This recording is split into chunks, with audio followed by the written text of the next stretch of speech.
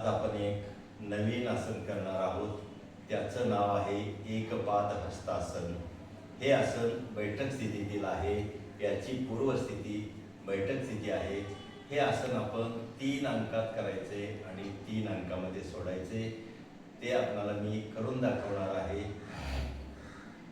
या आसनामुळे आपल्या कमरेच्या स्नायूंना, पोटाच्या स्नायूंना, पोटामध्ये असणाऱ्या अंतःस्रावी ग्रंथींना, त्याचप्रमाणे यकृत, लिव्हर, प्लीहा या सर्वांना चांगल्या प्रकारचा व्यायाम होतो आणि त्या ठिकाणी असणारे कार्यक्षम होतात स्नायू सर्व.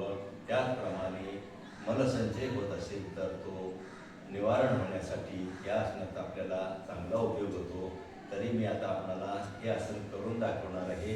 हे आसन मध्ये घ्यायची दक्षता म्हणजे ज्यांना काही ऑपरेशन वगैरे किंवा शल्यचिकित्सा झाली असेल त्यांनी हे आसन करू नये. डॉक्टरांच्या सल्ल्याशिवाय हे आसन त्यांनी करणं अयोग्य आहे. तरी आपल्या डॉक्टरांचा सल्ला घ्यावा आणि नंतरच हे आसन करावे की नाही हे ठरवावे. तरी मी आता आपल्याला हे आसन करून दाखवत आहे.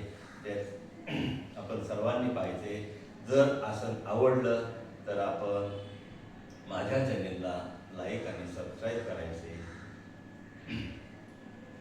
हे आसन 3 अंकामध्ये करायचं असल्यामुळे प्रथम दोन्ही पाय समोर,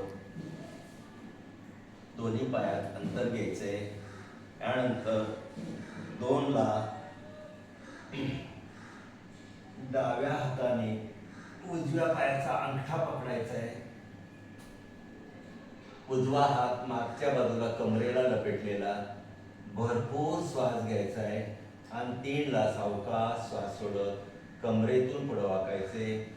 कपाळ गुडघ्याला टेकवायचा प्रयत्न करायचा आहे आणि त्याच ठिकाणी स्थिर राहण्याचा प्रयत्न करायचा आहे. जरी आपल्याला पहिल्या प्रक्रियेमध्ये हे शक्य झालं नाही तरी सरावानंतर हे आसन आपल्याला जमू लागतं.